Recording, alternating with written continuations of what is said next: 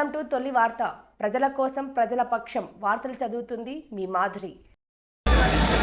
ఈరోజు మహబూబ్ నగర్ జిల్లా నడిబొడ్డున క్లాక్ టవర్ సెంటర్లో ఎన్నడూ లేని విధంగా సదర్ పండుగను ఎంతో వైభవంగా జరుపుకుంటున్న నా యాదవ సోదరులందరికీ పేరు పేరున నమస్కారాలు తెలియజేసుకుంటూ ఈ కార్యక్రమాన్ని ముందుండి నడిపిస్తున్న మా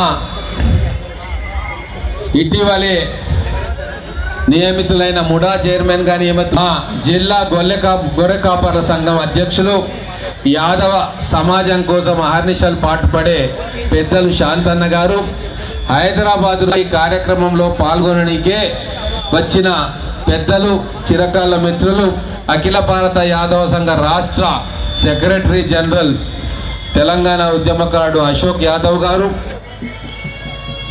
అగ్రికల్చర్ మార్కెట్ కమిటీ చైర్మన్ మా నరసింహులు గారు, కౌన్సిలర్స్ ఉన్నారు, ఇక్కడ వైస్ చైర్మన్ గారు ఉన్నారు, మిగతా అందరికీ ఇక్కడికి వచ్చిన అందరికీ కూడా పేరు పేరున నమస్కారం తెలియజేసుకుంటా ఉన్నాను. మొన్న కొత్తపేటకు సదర్ పండుగ పోయినప్పుడు ఒక చిన్న మాట వారికి చెప్పినుంటి, అదే మాట మళ్ళీ ఇక్కడ యాదవ సోదరులకు చెప్తున్నాం. ఎందుకు ఈ సదర్ పండుగ వచ్చింది, దాని పుట్టుపూర్వోత్తరాలు ఏంది అనేది నాకు తెలిసినది మీకు చెప్పదలుచుకున్నా. ఇది నేను చెప్తున్నది కాదు, భాగవత పురాణంలో రాసి పెట్టున్నది. ఆ రోజు శ్రీకృష్ణ పరమాత్ముడు బృందావనంలో ఉన్నప్పుడు అక్కడ ఉన్న యాదవులందరూ కూడా అంతకంటే ముందు ఇంద్రుణ్ణి పూజించేవారు. అప్పుడు శ్రీకృష్ణ పరమాత్మ వాళ్ళకు ఒక మాట చెప్పిండు, మనుషులను పూజించడం కంటే కూడా మనకు అన్నం ప్రసాదిస్తున్నా, మనకు జీవనాధారాన్ని ఇస్తున్నా జీవాలను, చెట్లు చేమలను, వీళ్లను మనం పూజించాలి, వ్యక్తి పూజ అవసరం లేదు అని చెప్పింది.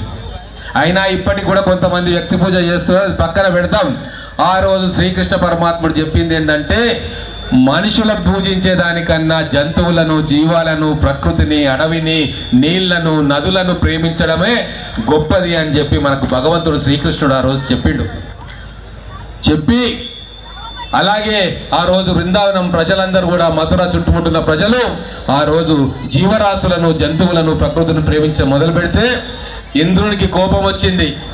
నన్ను పూజించేటోళ్ళు ఇప్పుడు జంతువులను పూజిస్తున్నారా, చెట్లను పూజిస్తున్నారా అని చెప్పి ఆ రోజు ఇంద్రుడు కన్నెర్ర చేసి మొత్తం బృందావనం మొత్తం కూడా ఉరుములు మెరుపులతోటి, వర్షంతో, రకరకాల పద్ధతుల్లో అక్కడ చిత్రహింసలకు గురి చేస్తూ ఉంటే పెద్ద తుఫాను సృష్టిస్తే అప్పుడు శ్రీకృష్ణ పరమాత్ముడు అక్కడ ఉన్న ఆబాల గోపాలాన్ని, జీవాలను, అక్కడ ఉన్న ఆవులను అందరినీ కూడా, గ్రామస్తులందరినీ కూడా తీసుకొని పోయి ఆ గోవర్ధనగిరి పర్వతాన్ని ఎత్తి దాని కింద 7 రోజుల పాటు వారికి కాపలాగా ఉండి ఆ రోజు ఒకటే చెప్పిండు అందరికీ, మనము ఎంత అణిగిమణిగి ఉంటే, ఎంత ప్రకృతిని ప్రేమిస్తే భగవంతునికి అంత దగ్గరైతాము అన్న విషయం ఆ రోజు చెప్పిండ్రు. అదే విషయాన్ని యాదవ సోదరులు కొన్ని వేల సంవత్సరాలుగా పాటిస్తూ ఉన్నారు. ఈరోజు ప్రకృతిని ప్రేమించాలి, మన జంతువులను ప్రేమించాలి, పూజించాలి అని చెప్పి ఆ రోజు శ్రీకృష్ణ పరమాత్ముడు చెప్పినందుకు ఆ రోజు నుంచి ఈ రోజు దాకా జీవాలను, ఆవులను కావచ్చు, గొర్రెలను కావచ్చు, బర్రెలను కావచ్చు, దున్నపోతులను కావచ్చు, దైవ స్వరూపంగా భావించి వాటిని పూజ చేసి మొత్తం గ్రామంలో వాటన్నిటిని తిప్పి ఆ దేవుడిచ్చిన మాటను ప్రజలకు తెలియజేయడం ఇన్ని వేల సంవత్సరాలుగా మా యాదవ సోదరులు చేస్తా ఉన్నారు. అందుకే హిందీలో సదర్ అంటే ఏంటి అంటే ముఖ్యమైన, ప్రధానమైన, అంటే ప్రకృతిలో ముఖ్యమైనది, ప్రధానమైనది మనిషి కాదు, ఎన్నో కోట్ల జీవరాశులు ఉన్నాయి, జీవాలు ఉన్నాయి, అవి ముఖ్యమైనవి, ప్రధానమైనవి అని చెప్పి ఆ రోజు సదర్ ఉత్సవాలను ఆ రోజు నుంచి మొదలు పెడితే అది ఇప్పటిదాకా కొనసాగుతా ఉంది. అయితే దానికి ఇవన్నీ కొద్దిగా వినాలి, పెద్ద మనుషులు, పిల్లలు తెలుసుకోవాలి చరిత్రను. యాదవులు ఒక సంఘటితమైన శక్తిగా ఎదుగుతున్నారు. యాదవులు సామ్రాజ్యాలను ఆక్రమిస్తున్నారు.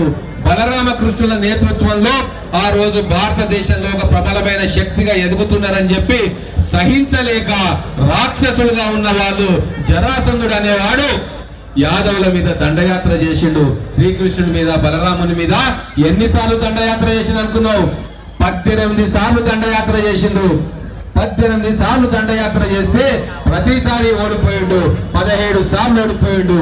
కానీ అప్పుడు పెద్ద మనసు, ప్రకృతిని ప్రేమించే శ్రీకృష్ణ పరమాత్ముడు యాదవులందరినీ పిలిచి, ఈ యుద్ధాల వల్ల జంతురాశులన్నీ నశించిపోతా ఉన్నాయి, చిన్నపిల్లలు చనిపోతా ఉన్నారు, మనకు శాంతి సౌభాగ్యం లేకుండా పోతుంది, ప్రతి యుద్ధంలో మనమే గెలుస్తాం. జరాసంధుడు రాక్షసుల మీద యుద్ధంలో ప్రతిసారి మనం యాదవ సోదరులం మా నాయకత్వంలో గెలుస్తాం. కానీ ఎన్ని వందల వేల మంది చనిపోతున్నారు, ఈ యుద్ధాన్ని ఇక్కడ ఆపాలి, శాంతిని ఈ పవిత్ర ప్రాంతంలో నిలదొక్కుకోవాలి అనే ఉద్దేశంతో మొత్తం యాదవులందరినీ తీసుకుపోయి ద్వారకా సముద్రం మధ్యలో ద్వారకా నగరాన్ని నిర్మించి ఆ యుద్ధానికి, ఆ అశాంతికి ఫుల్ స్టాప్ పెట్టిన విషయాన్ని మనందరం కూడా గమనించాలి. ఆ రోజు శ్రీకృష్ణ పరమాత్ముడు మధుర నుంచి ద్వారకకు పోయినందుకు ద్వారక ఒక దుర్భేద్యమైన నగరంగా ఎదిగి మహాభారతంలో అధర్మాన్ని ఓడించి ధర్మం పక్షాన నిలబడడానికి శ్రీకృష్ణుడు ఆ రోజు చేసిన ఎత్తుగడతోటి మొత్తం భారతదేశంలో శాంతి ఏర్పడ్డది. ఇక్కడ కూడా యాదవులు ఐక్యంగా ఉంటే, పండుగలు చేసుకుంటే దాన్ని పాడు చేయడానికి ఎంతో మంది జరాసంధులు బయటకు వస్తారు, మన ఐక్యతను దెబ్బతీయాలని చెప్పి వాళ్ళు కుట్రలు పన్నుతారు. దయచేసి యాదవుల సహనాన్ని, యాదవుల శాంతి కాముత్వాన్ని తక్కువగా అంచనా వేయొద్దు. వాళ్ళు తలుచుకుంటే ఆ రోజు ధర్మం పక్కన నిలబడ్డందుకు ఆ రోజు మహాభారత యుద్ధంలో బలవంతులైన కౌరవులు, భీష్ముడు, ద్రోణుడు, కృపాచార్యుడు, కర్ణుడు లాంటి ఎంతమంది అధర్మం వైపు ఉన్నా, ఎంతమంది వీరులు అక్కడున్నా ధర్మం పక్షాన శ్రీకృష్ణ పరమాత్ముడు నిలబడి ఆ రోజు ధర్మాన్ని గెలిపించిండు. కాబట్టి ఈ రోజు సమాజం మొత్తానికి యాదవ సోదరులు అంటే ప్రేమ, గౌరవం. అందుకే ఎన్నడూ లేని విధంగా ఈరోజు సదర్ పండుగలు మన కాంగ్రెస్ ప్రభుత్వం అధికారికంగా మొట్టమొదటిసారిగా ప్రకటించి ఈ రోజు రాష్ట్ర వ్యాప్తంగా దీన్ని రంగరంగ వైభవంగా జరిపించుకుంటున్నది. యాదవుల ఐక్యతకు ప్రతీకగా ఈ సదరు పండుగ నిలుస్తుంది. ఇక్కడ రాజకీయాలకు తావు లేవు. ఈ వేదిక మీద బీజేపీ, టీఆర్ఎస్, కాంగ్రెస్, ఆఖరికి ఎంఐఎం సంబంధించిన వ్యక్తులు కూడా ఇక్కడ కూర్చొని యాదవుల సంబరాల్లో పాలు పంచుకుంటా ఉన్నారు. మహబూబ్ నగర్ లో ఇట్లనే శాంతి ఉండాలి, అశాంతిని తరమేయాలి, అన్ని కులాల మతాల ప్రజలు వాళ్ళ పండుగలను జరుపుకోవాలి. అందుకే నాయకత్వ లక్షణాలను కూడా పెంపొందించుకోవాలని చెప్పి ఎన్నడూ లేని విధంగా కులగణను ఈ రాష్ట్రంలో మొదలు పెట్టుకున్నాము. యాదవ సోదరుల లెక్కెంత,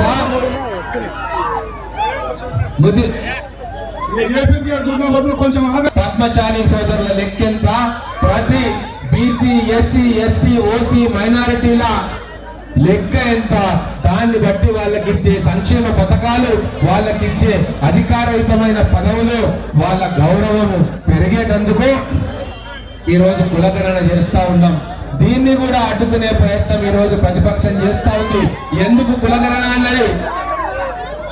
అయ్యా జాగ్రత్త, ఈ బండి ఉంది, ఎవరి పరిస్థితి ఎట్లుంది, వాళ్ళ ఇంట్లో చదువుకున్న వాళ్ళు ఎంతమంది ఉన్నారు, చదువు మానిన వాళ్ళు ఎంతమంది ఉన్నారు, ఉద్యోగస్తులు ఎంతమంది ఉన్నారు, ఇవన్నీ కూడా ప్రభుత్వం దగ్గరికి లెక్కలు వస్తే ఖచ్చితంగా పేదవాడికి న్యాయం చేయొచ్చు అని చెప్పి ఎంతో కష్టంతో ఈరోజు కులగణన చేపడుతుంటే బీసీలు కానీ, ఎస్సీలు కానీ, పేద వర్గాలు అభ్యున్నతి కానీ, పేద వర్గాలు డెవలప్ కావడం కానీ, అభివృద్ధి పడడం కానీ చూసి ఓర్వలేని ప్రతిపక్ష నాయకులు కొందరు ఈ కులగణనను కూడా అడ్డుకుంటా ఉన్నారు. కాబట్టి ఈరోజు యాదవ సోదరులందరికీ నేను ఒకటే మనవి చేస్తా ఉన్నా, రేపు కులగణన కోసం అధికారులు మీ దగ్గరకు వస్తే ఖచ్చితంగా మీరు మీ పేరు పక్కన యాదవ్ అని చెప్పి జోడించాలి. ముదిరాజు బిడ్డలు ఖచ్చితంగా ముదిరాజు అని చెప్పి జోడించాలి. మా పద్మశాలి బిడ్డలు కావచ్చు, నేతన్నలు కావచ్చు, ఇంకా అనేక మంది బీసీ కులాలు వాళ్ళ పేరు పక్కన వాళ్ళ కులాన్ని జోడిస్తే ఖచ్చితంగా లెక్క తెలుస్తుంది.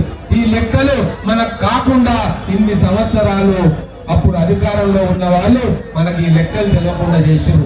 కానీ కాంగ్రెస్ ప్రభుత్వం రేవంత్ రెడ్డి గారి ఆధ్వర్యంలో కులగణన రాహుల్ గాంధీ గారి నేతృత్వంలో తెలంగాణలో మొదలు పెట్టినాము.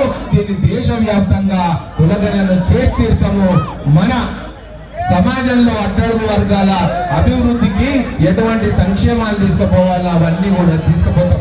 చాలా సమయం మీ ఐక్యతను దెబ్బతీసే ఎటువంటి ప్రయత్నాన్ని కూడా మీరు నిలబడి వమ్ము చేయాలని చెప్పి మీ అందరినీ కోరుకుంటూ, ఈ మహబూబ్ నగర్ కు పేరు పాలమూరుకు పేరు ఎవరితోటి వచ్చింది? పాలతోటి పాలమూరు పేరు వచ్చింది. ఇక్కడ సమృద్ధిగా పాలు పెరుగు ఉన్నాయి. మరి ఆ పాలు పెరుగు సమాజానికి అందించింది ఎవరంటే ఈ ప్రాంతంలో ఉన్న అధిక సంఖ్యలో ఉన్న యాదవ సోదరులు. కాబట్టి ఈ పాలమూరు మనది. ఈ పాలమూరు పేరు మన మీద ఉన్నది, మన కష్టంతో ఉన్నది. మన కాయ కష్టం చేసుకొని ఏమైనా సరే అన్నదమ్ముల్లాగా ఇక్కడ ఉన్న అన్ని వర్గాలు కులాలు కలిసి మెలిసి మన పాలమూరును అభివృద్ధి చేసుకుందాం.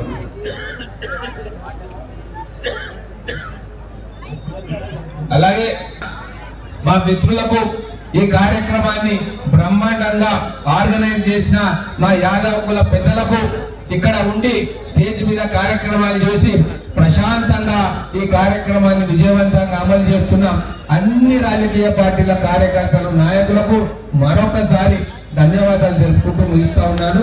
జై యాదవ్.